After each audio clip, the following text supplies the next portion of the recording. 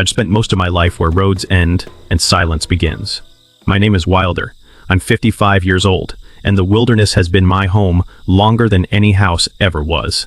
Out here, animals aren't pets. They're companions, teachers, and sometimes the only honest souls you'll meet in a lifetime. The story I'm about to tell you is one that still sits heavy in my chest. It's about a woman named Mabel, 60 years old, sitting on a frozen sidewalk in the dead of winter, begging strangers for coins. Not for herself, for the baby elephant beside her, a little creature called Pearl, whose tusks were stolen before she ever had a chance to grow them.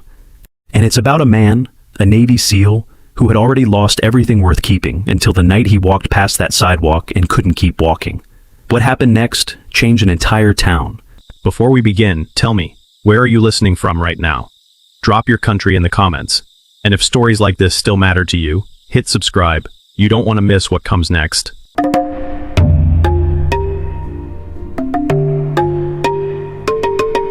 Winter hit Copper Ridge, Montana, the way a fist hits a table, sudden, heavy, and with no intention of apologizing.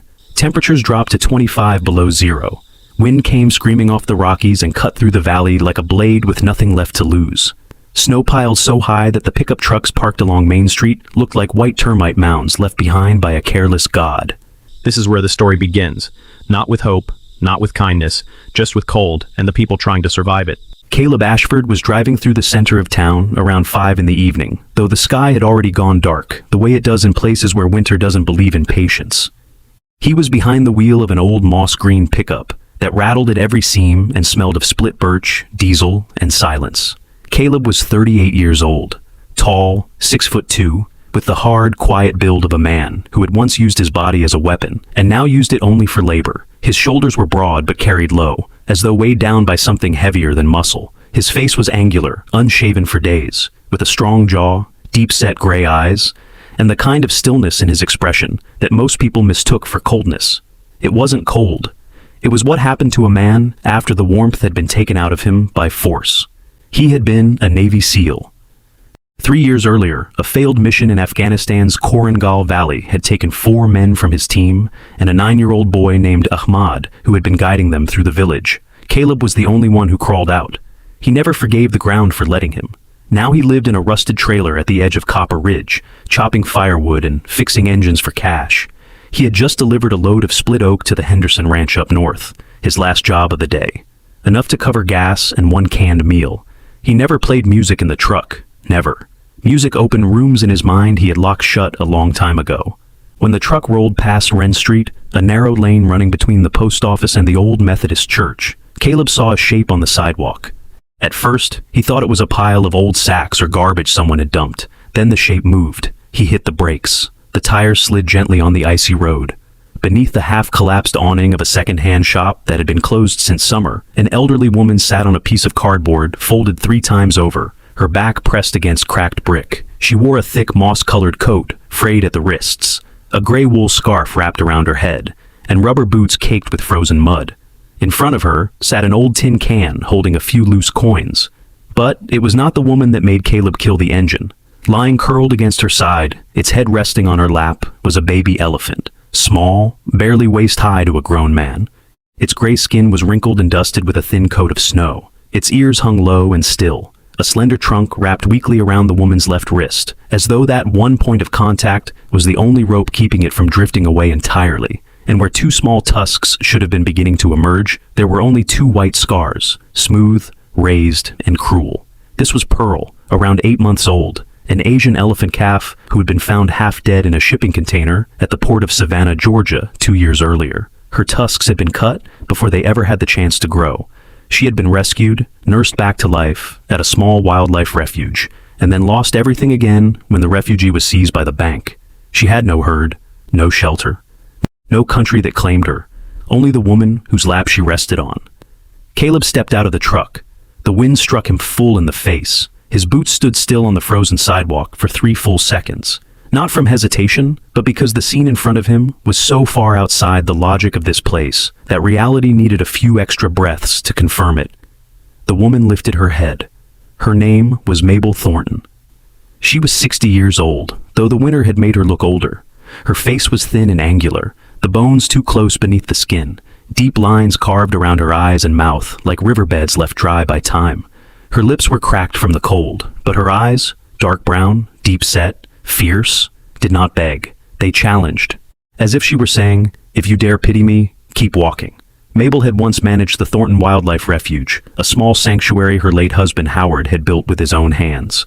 After Howard died of lung cancer, the debts buried everything. The bank took the land. The animals were relocated, all except Pearl, whom no facility would accept in the middle of winter. Mabel refused to surrender her to animal control because she knew what 72 hours in a holding facility meant for a wounded calf with no paperwork.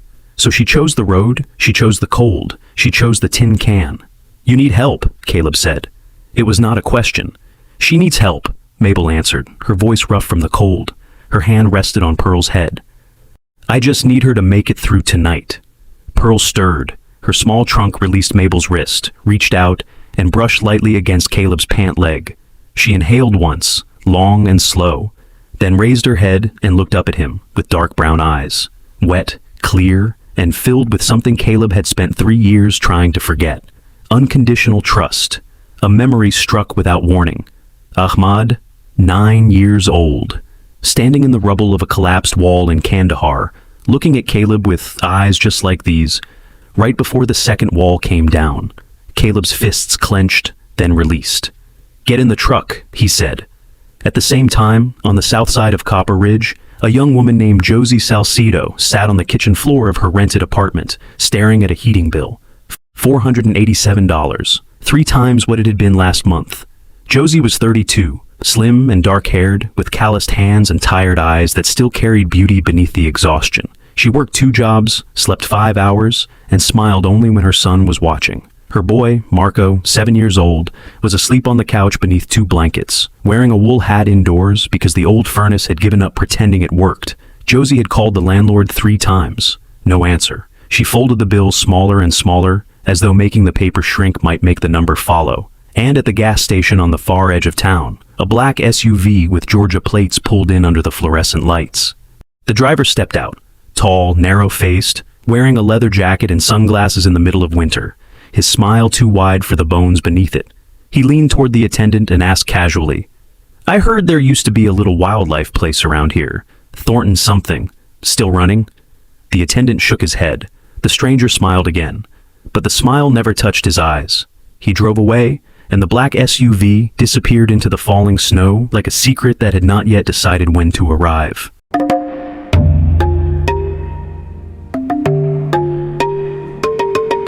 Caleb Ashford did not drive home that night. His trailer was a tin box barely wide enough to hold a man, and his silence. There was no room in it for a 60-year-old woman, and certainly not for an 8-month-old elephant calf who weighed less than half what she should have, and breathed, like every inhale was a negotiation with the universe. So he drove to the only place in Copper Ridge that had space enough and warmth enough to keep something that fragile alive until morning. The old horse barn behind Dr. June Whitfield's veterinary clinic on the east side of Main Street. The clinic itself was a modest clapboard building with a tin roof and a wooden sign that read, "Whitfield Animal Care," in letters the weather had been slowly erasing for 15 years. It sat between a feed store and a shuttered laundromat, unremarkable in every way, except that it had stood between small living things and the hard indifference of the world for longer than most people in town cared to remember. The barn behind it, once used by miners to stable their horses, had been converted into an overnight holding area for sick livestock. It smelled of hay, iodine, old wood, and that particular warmth that comes from animals breathing together in the dark. Caleb called June 3 times before she picked up. When she opened the barn side door, she looked exactly like a woman who had been woken too many times by emergencies to waste energy on surprise. Dr. June Whitfield was 45 years old, tall for a woman, with a lean frame that moved with quickness rather than grace.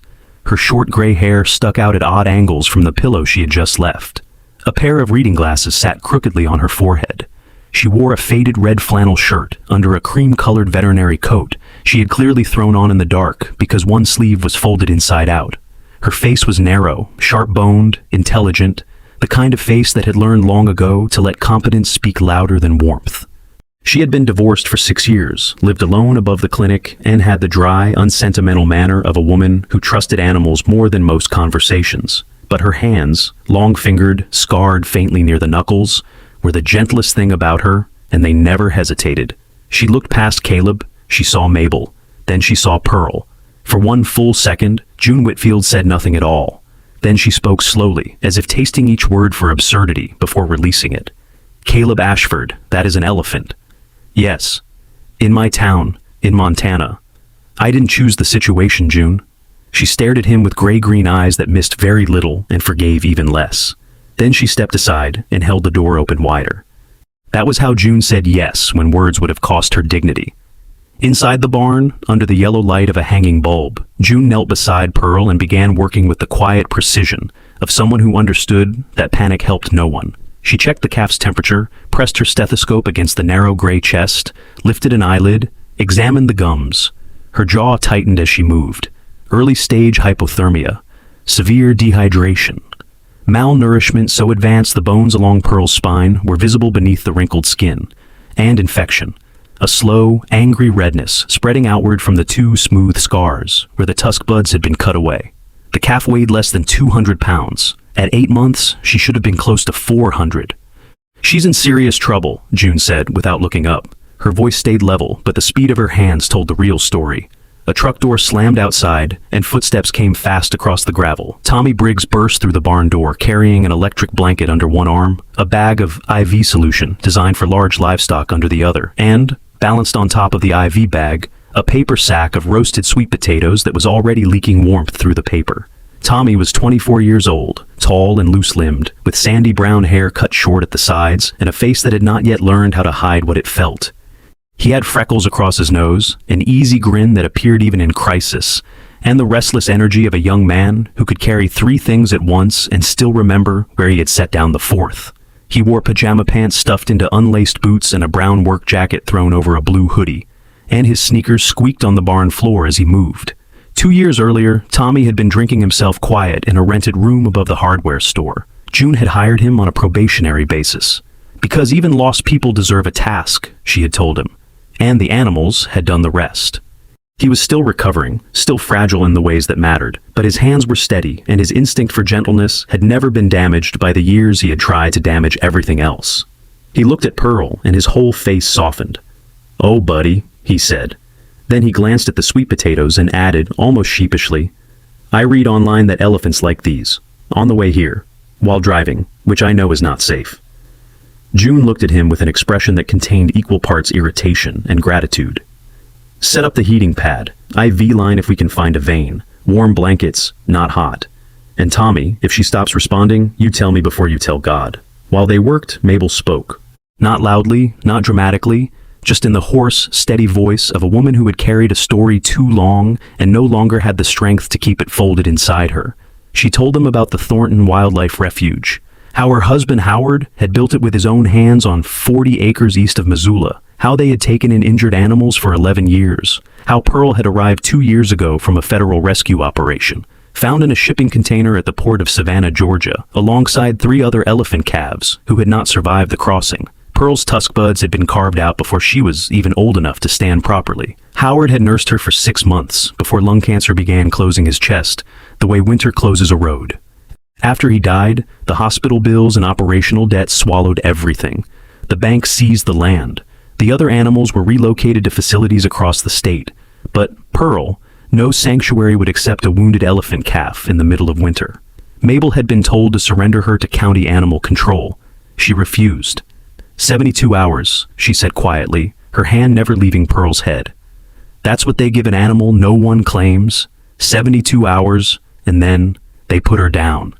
She had lost the house 2 weeks ago, slept in her old truck with Pearl in the back seat, the seats removed to make room.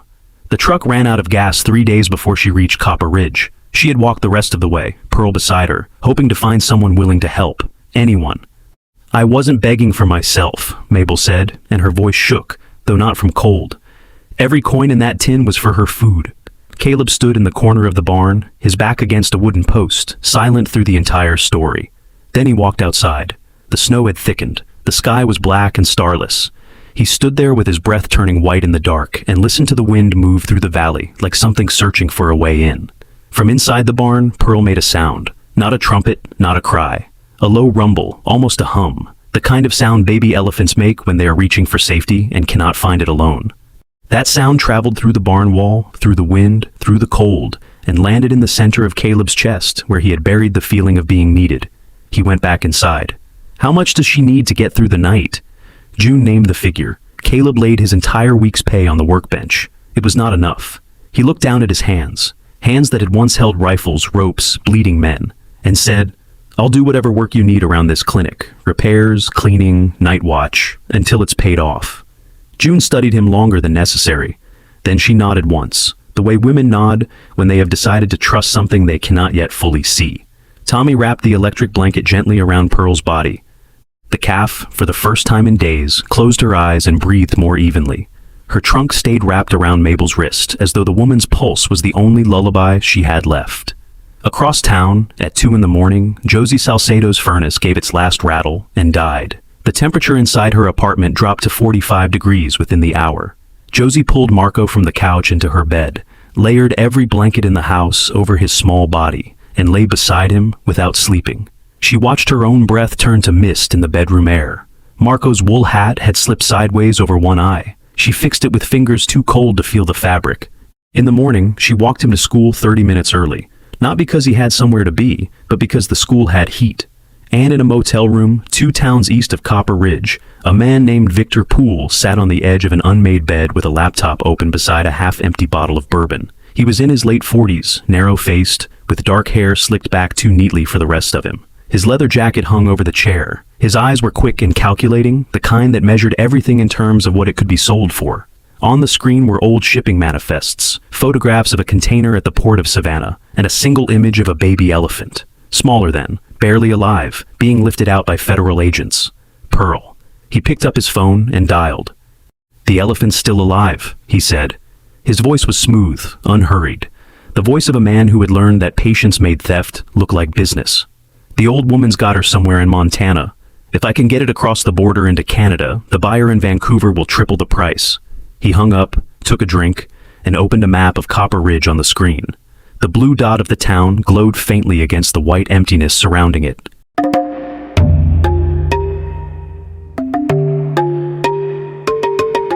Now, I've lived long enough in the wild to know that news travels differently depending on the species. Among wolves, it moves by scent. Among birds, by call. Among the people of small northern towns, it moves by Tommy Briggs, posting a photograph of an elephant's foot on Instagram at 11 o'clock at night with the caption, "You guys are not gonna believe this," and a string of emojis that included, for reasons only Tommy could explain, a rocket ship. Within 24 hours, every soul in Copper Ridge knew there was a baby elephant in the barn behind June Whitfield's clinic. Tommy swore he had been discreet. "I didn't tell anyone," he said to June the next morning, hands raised in defense. "I only posted one photo of her foot. Just the foot. Who recognizes an elephant foot?"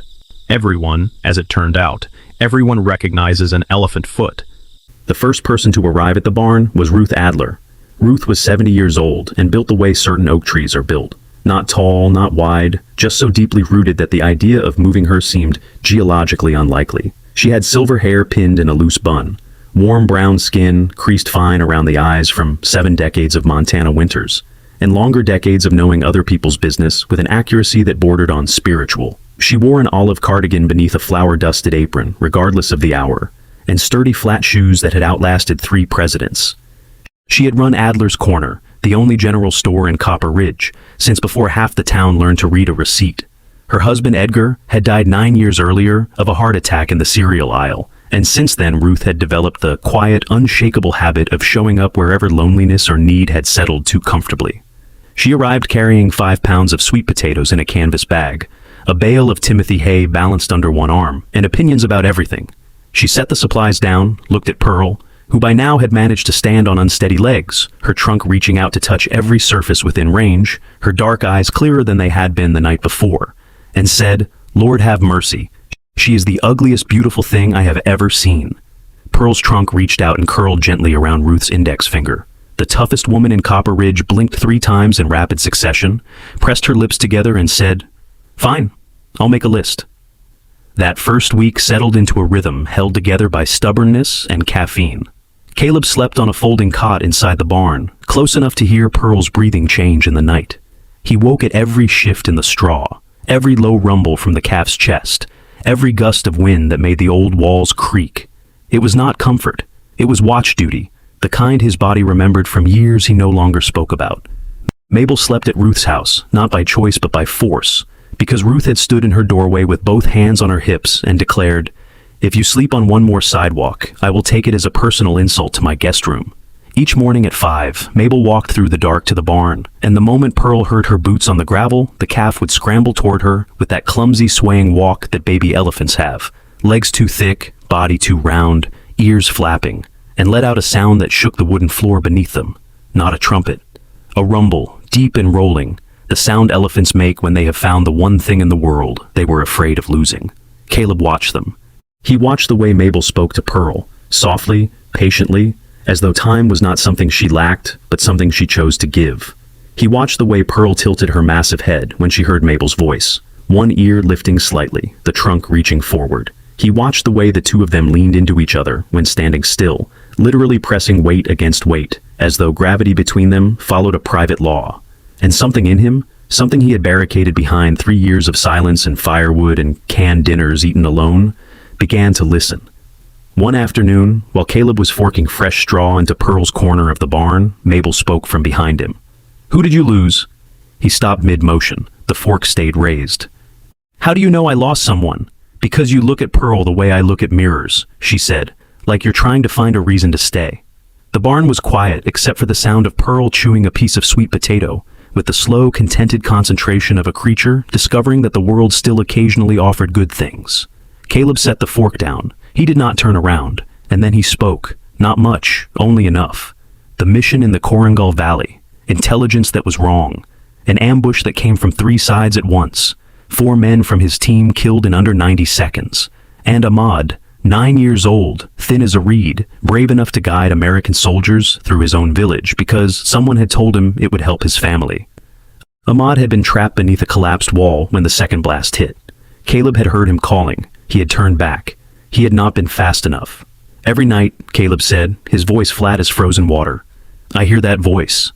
Pearl walked over. She did not hurry. She simply crossed the straw with her slow, deliberate steps, lowered her trunk, and placed it on Caleb's knee. Then she stood there. No demand, no expectation, just presence, the kind that costs nothing and changes everything. Mabel watched from the far side of the barn and said quietly, "She chose you. Elephants don't choose wrong." The town, meanwhile, began arranging itself around Pearl, the way water arranges itself around a stone, not by plan, but by nature. Children appeared at the fence first, then their parents, then people who had not spoken to each other since last summer's dispute over shared driveways. Pearl did not perform. She did not do tricks. She simply existed, large-eared, wrinkle-skinned, curious, alive, and something about her presence made people stand a little closer to each other than they normally would have. The first child to meet Pearl up close was Marco Salcedo. He was 7 years old, small for his age, with dark hair that fell across his forehead, and brown eyes too serious for a boy who should have been thinking about cartoons and snow forts. He had the quiet stillness of a child who had learned to read adult faces before asking for cereal, because in his house, the wrong expression on his mother's face meant the answer was already no. He was walking home from school past the clinic when he saw Pearl through a gap in the fence. He stopped. He stood in the snow for 40 minutes without moving, without speaking, just watching the calf eat sweet potatoes in the golden light leaking from the barn door. Tommy found him there, lips blue, fingers stiff, and pulled him inside before Frostbite could finish what fascination had started. Marco sat on a hay bale with his coat dripping snowmelt onto the floor and watched Pearl with the kind of focus that only children and saints are capable of. When Pearl walked over and sniffed his boot with her trunk, Marco smiled. It was small and quick, as though he was not sure he was allowed to use it yet, but it was the first genuine smile anyone had seen from him in months.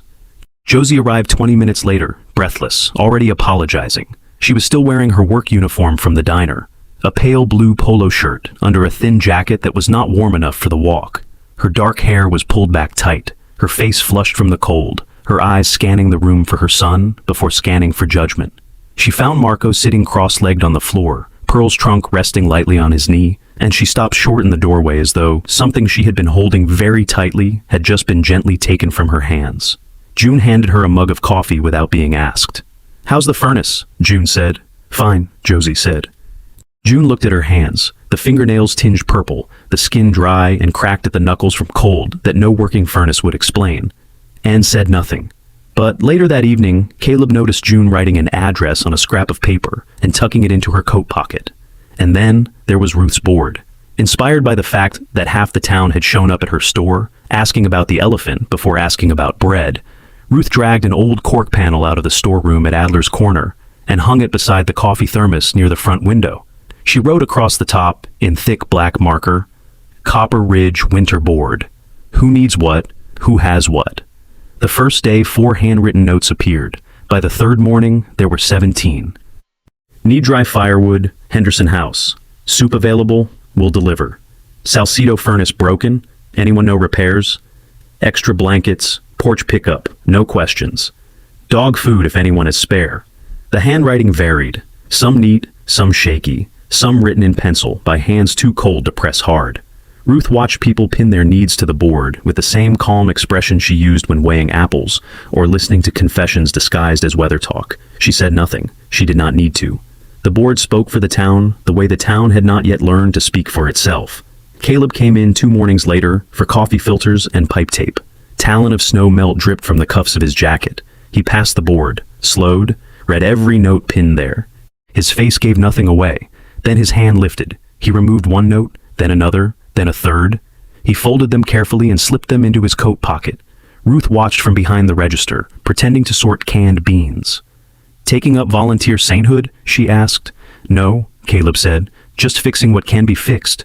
Ruth looked at him, at the folded notes in his pocket, at the tired lines beneath his eyes, at the man who had walked into her store 3 months ago, buying nothing but silence and canned chili, and said, "Funny, that's usually how grace starts, never arrives wearing a sign."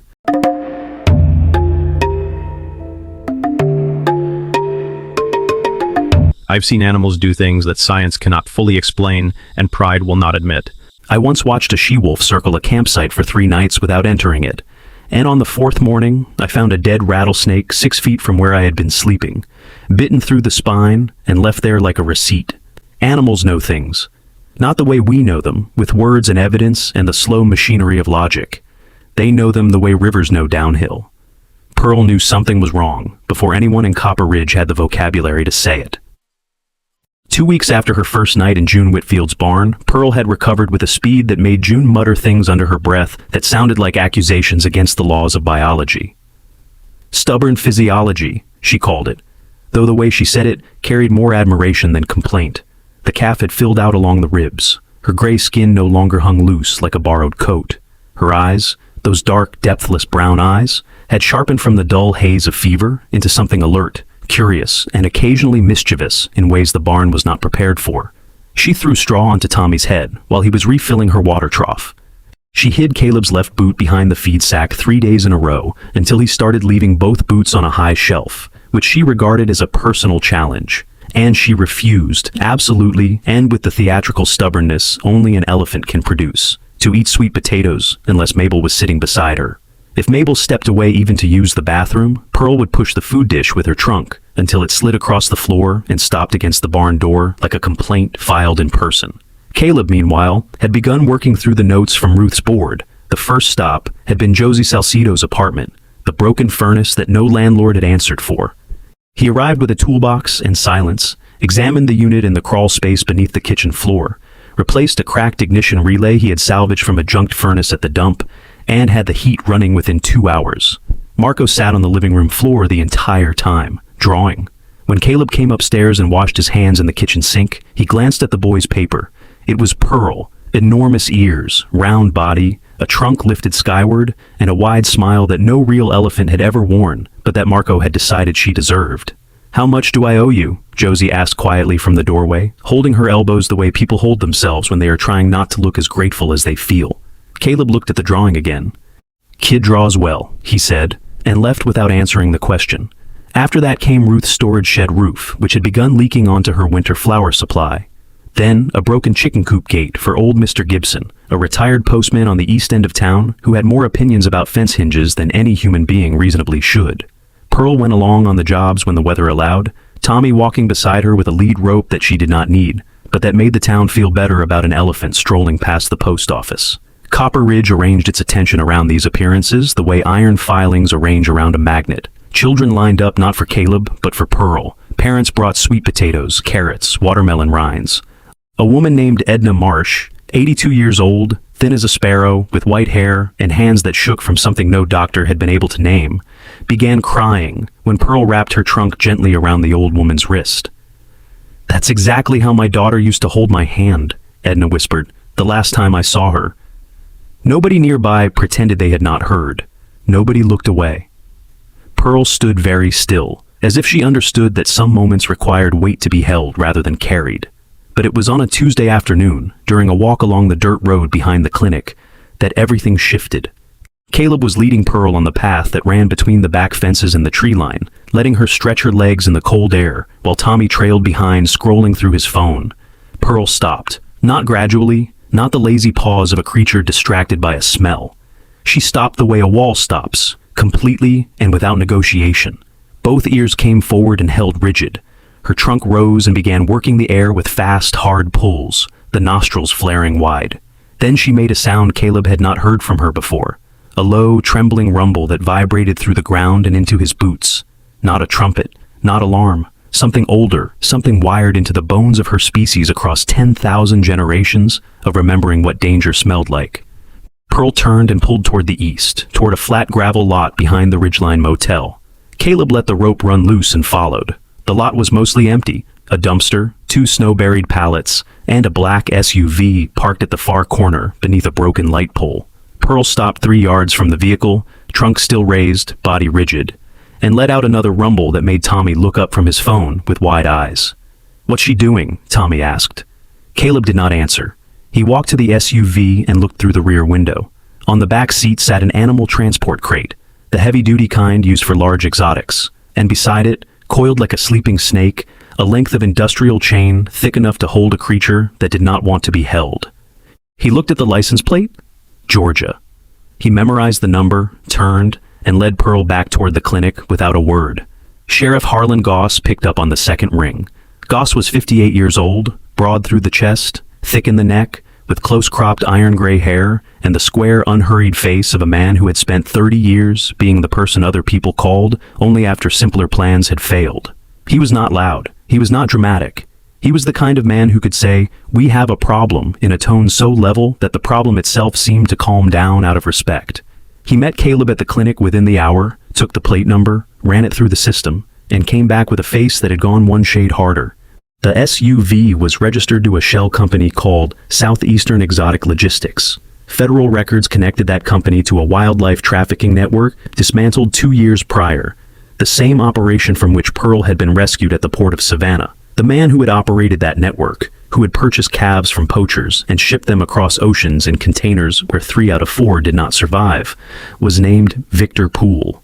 He was currently wanted for violating a federal order prohibiting contact with seized animal evidence. When Mabel heard the name, she went still in a way that made Caleb think of ice forming over moving water. Her hands trembled once, then locked together. "He's the one who sold Pearl to us," she said. Howard didn't know the real source. When he found out, he reported it to federal agents, but Poole was never caught. Caleb looked at Pearl, who stood in her corner of the barn, chewing hay with the calm ignorance of a creature who did not know that the man who had stolen her tusks was parked half a mile from where she slept. He looked at the 2 white scars on her face, smooth, raised, permanent, and something inside him went hard and clear. Not blind anger, clarity.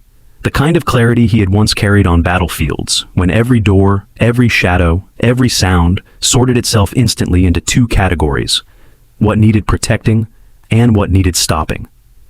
Josie, that same week, had begun arriving at Adler's Corner each afternoon after her diner shift. She helped Ruth organize the winter board, matching requests with offers, scheduling deliveries, keeping a notebook of who still needed what. Her handwriting was small and precise. Her manner was quiet but efficient. The competence of a woman who had been managing impossible logistics her entire adult life without anyone recognizing it as skill. Ruth watched her work for 3 days before saying, "Girl, you are managing and you don't even know you're managing."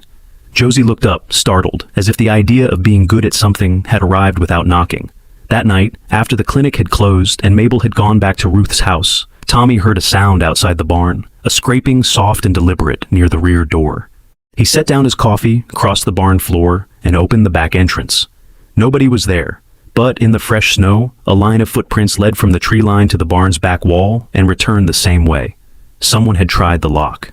Tommy called Caleb. Caleb arrived in 10 minutes, checked every corner of the building, every window latch, every shadow along the fence. Then he parked his truck in the gravel lot beside the barn, killed the headlights, and sat in the dark cab with the engine off and his eyes open. He did not sleep. He did not need to. His body remembered how to keep watch the way other men's bodies remembered how to breathe. Inside the barn, Pearl stood facing the wall nearest to where Caleb sat. Her trunk pressed lightly against a gap between two planks, pointing in his direction. She stayed there for hours, as though she could feel, through wood and wind and winter, the steady presence of the man who had chosen not to leave.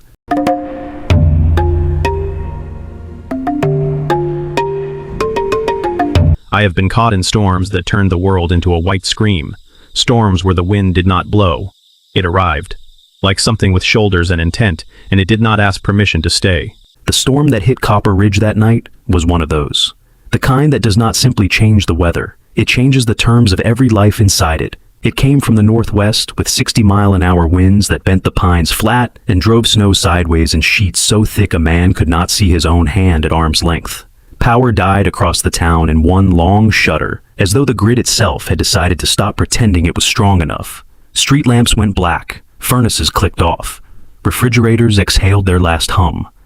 Within an hour, Copper Ridge was returned to something older than electricity, a town of wood, fire, darkness, and the sound of wind trying to peel the world down to its bones. Sheriff Harlan Goss drove the length of Main Street with his lights flashing and his voice on the loudspeaker, telling people what they already knew. Stay inside, do not drive, wait. He said it the way he said most things, once, clearly, and without the expectation that everyone would listen. Caleb Ashford was awake in his trailer when the power cut. He had not been sleeping. Sleep had become unreliable since the footprints in the snow behind the barn, since the name Victor Poole had entered the room like a draft from an open grave. He lay on his cot in the dark, listening to the wind hammer the tin walls and thinking about locks, distances, and the weight of chain he had seen coiled on the back seat of a black SUV. When the lights died, he sat up. When the trailer began rocking on its frame, he pulled on his boots. And when Pearl's trumpet split the night, a sound so raw and desperate it cut through 60-mile winds and reached him a quarter-mile away, he was already in the truck. At the clinic, the fire alarm was screaming. Tommy Briggs had been dozing in the barn on the folding cot Caleb normally used, a wool blanket pulled to his chin. Pearl sleeping 5 feet away, with her trunk curled beneath her jaw. The alarm jolted him upright. His first instinct, the trained, drilled instinct June had built into him, was to check the building. He grabbed the flashlight from the workbench, ran through the connecting door into the clinic, and swept every room for smoke. There was none. The alarm panel near the front entrance had been triggered manually. The small glass box on the wall was shattered, the pull lever yanked down. Someone had broken it from outside through the window. Tommy stared at the panel for 3 seconds too long. That was all it took. Victor Poole moved fast for a man who had spent his life making other creatures slow. He had come through the tree line behind the barn, carrying bolt cutters and a coil of heavy rope. He cut the padlock on the rear barn door in one clean motion, stepped inside, and found Pearl standing in her stall, awake, ears rigid, trunk raised. She knew him, not his face. Elephants do not catalog faces the way humans do.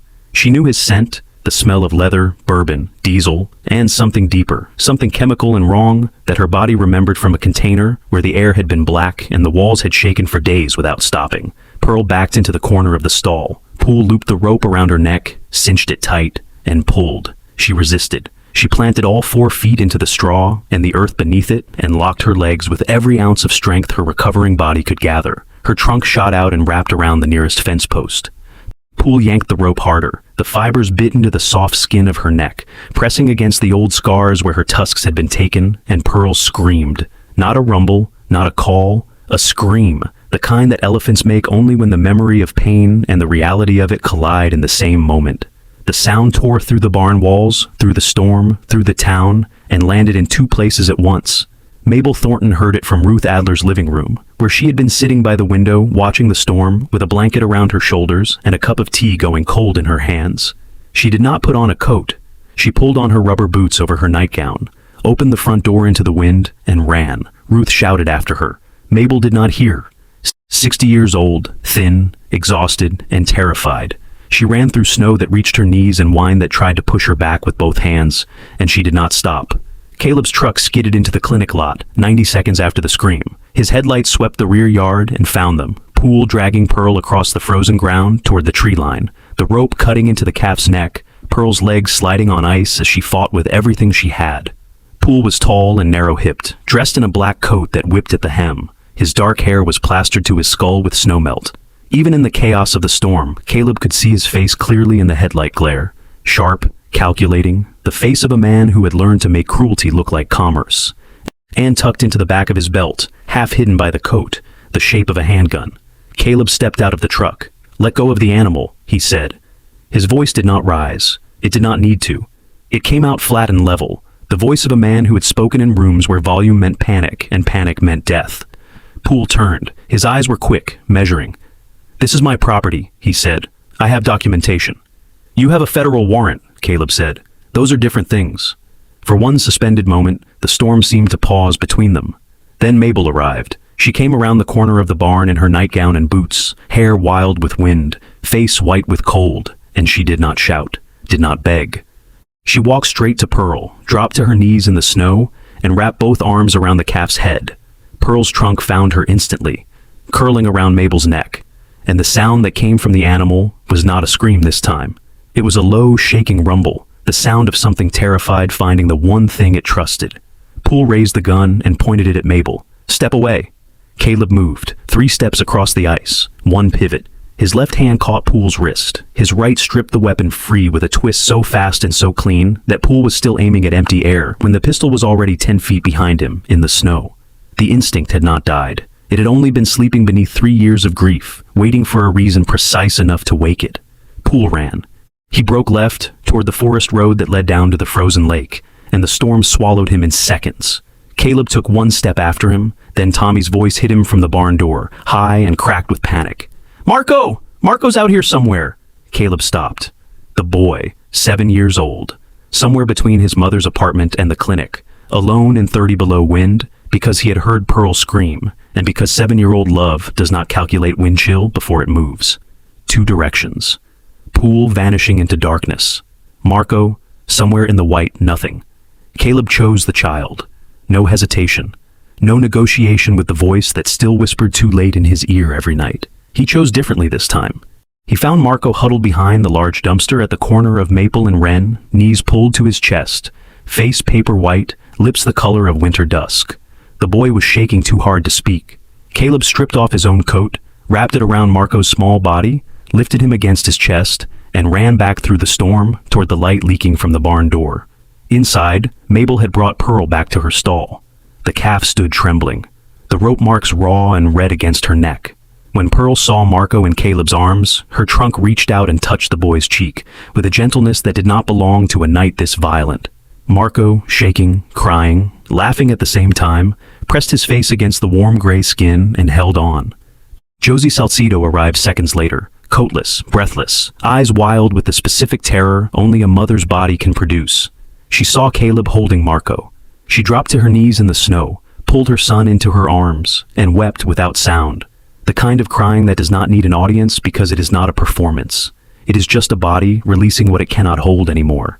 When she stood, she looked at Caleb with wet eyes and said 2 words. "Thank you?" Nothing more. Nothing more was needed. Sheriff Goss found Victor Poole an hour later, his truck buried axle deep in a snowdrift on the forest road, half a mile from the lake. Poole sat in the cab, shivering, hands on the wheel, going nowhere. There was no fight left in him. Winter had done what the law had not yet managed. It had stripped him down to the smallest version of himself, a man in a cold truck with no road left to run on. Goss cuffed him in the snow and loaded him into the back of the cruiser without ceremony. Poole said nothing. There was nothing theatrical about his capture, just a man who had spent his life taking from creatures who could not defend themselves, finally meeting a night that would not negotiate. That night, after the storm had thinned and the town had begun counting its damages, Mabel sat in the barn with Pearl's head resting on her lap. Tommy had gone to make coffee. Caleb stood by the door, shoulder bruised where he had hit the ice, coat still wrapped around Marco somewhere in Josie's apartment. Goss came by just before midnight. He stood in the barn doorway with snow on his hat and delivered the news in his usual flat, careful voice. With Poole arrested and federal authorities now involved, Pearl's legal status had become complicated. The Thornton Wildlife Refuge no longer existed. Custody of the Pearl technically belonged to the federal court system. There was a possibility, a strong one, that Pearl would be transferred to a federal facility in Tennessee, away from Mabel, away from Copper Ridge. Mabel listened without moving. When Goss finished, she thanked him with the dignity of a woman who had learned long ago that politeness costs nothing and reveals nothing. He left. The barn door closed. And then, with Pearl breathing slowly on her lap and the last of the storm whispering against the roof, Mabel Thornton cried, not from cold, not from hunger, not from exhaustion, from the fear of losing the only living thing she still loved in this world.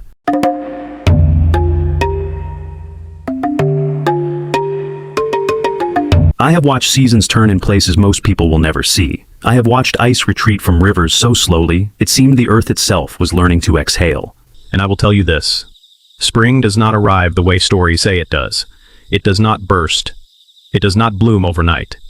It comes in fractions, the way trust does, 1 degree warmer, 1 inch of mud. Where snow used to be, one morning when you step outside and realize the air no longer hurts to breathe. That is how spring came to Copper Ridge.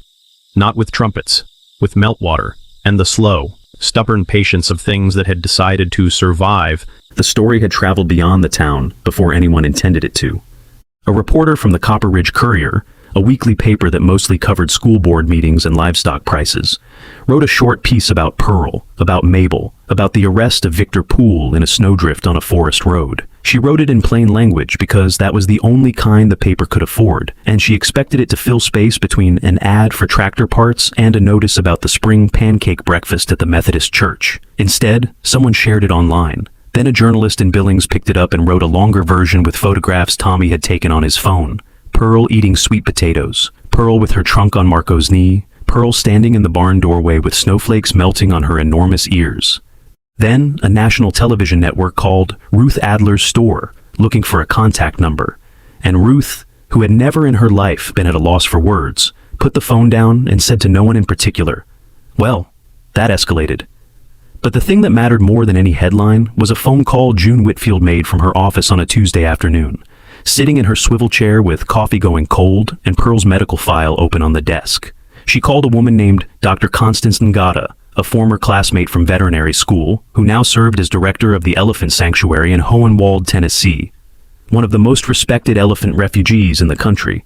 June had not spoken to Constance in 11 years, but she dialed the number as though the silence between them were a minor detail rather than a decade. She laid out the case in her usual dry, precise manner.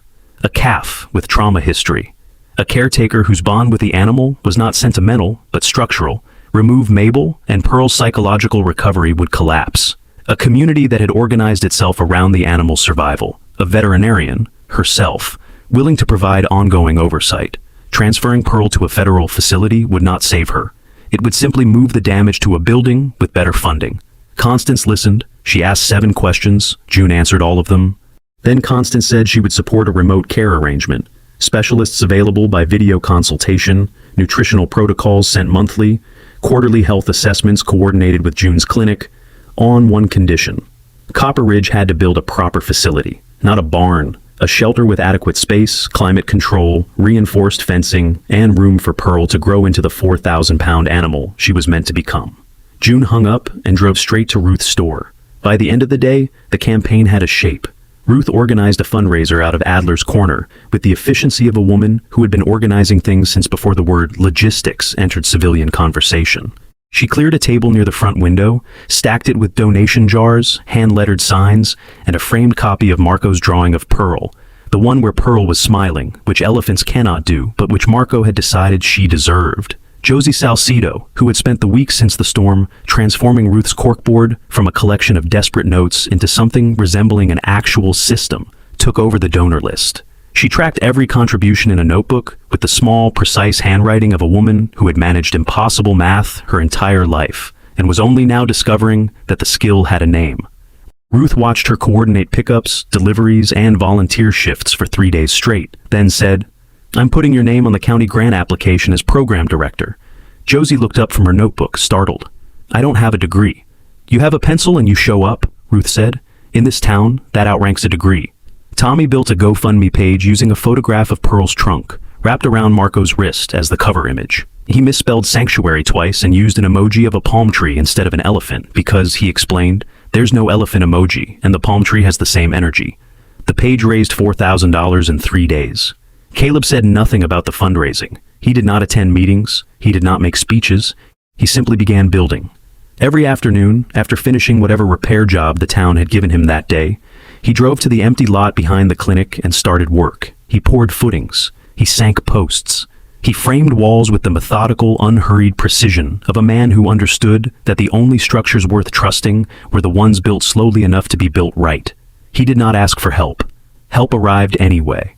Martin Garza, a broad-shouldered, thick-armed man in his early 40s who had been laid off from the county fleet garage 6 months earlier and had been fixing neighbors' cars for grocery money since, showed up one morning with a welding rig and began fabricating steel frames for the enclosure gates without being asked. He had a wide, quiet face, dark stubble growing in unevenly, and the tired dignity of a man who understood that unemployment did not erase skill. It only erased the paycheck that came with it. Arthur Pembroke, 75 years old, retired rancher, whose shed roof Caleb had patched 3 weeks earlier, arrived with a truckload of seasoned timber from his old barn and the unsolicited opinion that Caleb's corner joints would hold better with lag bolts than nails. Caleb looked at the wood, looked at Arthur, and nodded once. That was how men like them said, "Thank you." Mabel watched the walls rise each day from a folding chair near the fence. She said very little, but every evening she walked to Ruth's kitchen and cooked. Soup, mostly. Large pots of it. Enough for 10 people, with bread Ruth baked that morning. There was always one extra portion, wrapped in foil, left on the workbench where Caleb would find it after everyone else had gone. The court ruling came on a Thursday. Goss had submitted his full report on the Poole arrest. The Tennessee Sanctuary had written a letter of support. June had provided Pearl's complete medical file, annotated with recovery benchmarks that read less like veterinary notes and more like closing arguments. The federal judge reviewed the case, considered the evidence of community support, and granted Mabel Thornton official guardianship of Pearl, contingent on the completion of an appropriate facility and ongoing veterinary supervision. Ruth read the decision aloud in Adler's Corner that afternoon. The store went silent for 2 full seconds. Then Tommy shouted. Then the room erupted. Mabel sat on a chair behind the counter with both hands covering her face, her shoulders shaking. Pearl stood beside her, healthier now, coat smooth, ears flapping gently, trunk swinging in search of sweet potatoes, and placed her trunk on Mabel's shoulder. She held it there without moving, as if she understood that some moments required stillness more than celebration. The shelter was finished on the first day of spring. It was not a palace. It was a solid wooden structure with a wide fenced yard, a covered area for winter, and a heating system Caleb had installed by hand, using parts salvaged from 3 different furnaces.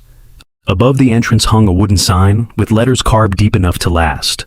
Thornton Vale, Wildlife Haven. Both names, because Ruth had said, a home needs to know who it belongs to. The opening day brought the whole town. Ruth sold pie from a folding table. Tommy photographed everything. June stood in the corner with her arms crossed, pretending she was not moved, failing entirely. Goss wore his full uniform, stood straight, and nodded once. The highest compliment in his vocabulary. Marco Salcedo led Pearl into the new enclosure on a soft rope. The calf walked with her head high, trunk swaying, ears fanning the spring air. When she crossed the threshold, she paused. She turned her head and looked at Mabel, then at Caleb. Then she let out a deep rolling rumble, the sound elephants make when they recognize that they are safe. Caleb stood at the edge of the crowd. Mabel walked over and stood beside him. Howard used to say, she began, her voice light, that nobody saves anyone alone. We just hold each other upright long enough for the light to find us. Caleb said nothing, but for the first time in 3 years, he did not want to be alone. That same week, Josie received official word from the county. The Copper Ridge Community Support Network, Ruth's corkboard made permanent, had been approved for a small annual grant. Josie Salcedo had a title, a desk at the town hall, and her first stable job in 2 years. Marco drew a new picture of Pearl for her office wall. In this one, Pearl was smiling and flying. Josie hung it next to the window where the morning light hit it first. The furnace at home worked perfectly. That was the smallest thing and the most important. One evening, Caleb sat alone in his trailer. On the table in front of him was a metal box he had not opened since returning from Afghanistan. Inside were a team photograph, Ahmad's ID tag, and a letter one of his men had written to his family, but never had the chance to send. Caleb opened the box, not because the pain had ended, because he had finally grown strong enough to carry it instead of bury it. He placed the team photo on the shelf above his cot. Beside it, he set Marco's drawing of Pearl. Beside that, a thank you card from Mabel, written in careful handwriting on plain paper. And beside that, a single strand of elephant hair that Tommy had found on the barn floor and framed in a small wooden border, because it's historic. The trailer was small, but the shelf was full. The next morning, Caleb drove through town with the windows down for the first time since autumn. Spring sunlight hit the wet road and turned the meltwater into silver. When he reached the intersection near the clinic, Pearl was walking in her new yard with Mabel beside her, ears flapping, trunk swinging, each heavy step landing on ground that finally belonged to her. Pearl saw the truck. She trotted to the fence, reached her trunk over the rail, and let out the sound that Tommy had officially named the morning hello. Caleb pulled over. He stepped out. He placed his hand on Pearl's trunk, and the trunk curled gently around his fingers and held. An elephant with no tusks, a soldier with no team, an old woman with no home. But this morning, all three of them had a place where they belonged. Sometimes the greatest miracles do not arrive with thunder or bright light or voices from the sky. Sometimes they arrive quietly, almost hidden, in the form of a small life placed in the path of someone who has forgotten how to hope. In this story, a freezing baby elephant was not only rescued from the cold, a broken soldier was rescued from the long winter inside his own heart, and an old woman who had lost everything discovered that the world still had room for her love. Caleb believed his life had been reduced to survival. He carried guilt, silence, and grief so long that he no longer expected anything good to reach him again. But sometimes help arrives through small moments, small choices, and unexpected companions. A wounded elephant, a stubborn old woman on a frozen sidewalk, a boy who needed saving, a town learning to care again. What looked like an accident became a path. What looked like pity became purpose. What looked like the end became the beginning of healing. The lesson is simple but powerful. We are not always saved in the ways we imagine. Sometimes the pain does not disappear. Sometimes we are given the strength to carry it differently. Sometimes another life is placed in our hands. And while we are trying to save it, we discover we are being saved too. In everyday life, many people are living through silent winters. Some carry grief, some are tired, some are lonely, some are one kind word away from giving up. That is why this story matters beyond Caleb and Mabel and Pearl. It reminds us to pay attention, to stop when someone is hurting, to help even when the world tells us to keep driving, to believe that love, mercy, and kindness still matter in ordinary places. If this story touched your heart, please share it with someone who may need encouragement today. Leave a comment and tell us what part moved you the most or where you are watching from. And if you believe stories like this still matter, please subscribe to the channel so we can keep bringing you more stories of hope, healing, and the bond between people and animals. May God bless every person watching right now. May He strengthen the weary, comfort the grieving, protect your family, guide your steps, and bring warmth into every cold place in your life. May He remind you that even in the hardest season, His mercy is still at work. If you believe that, type Amen in the comments.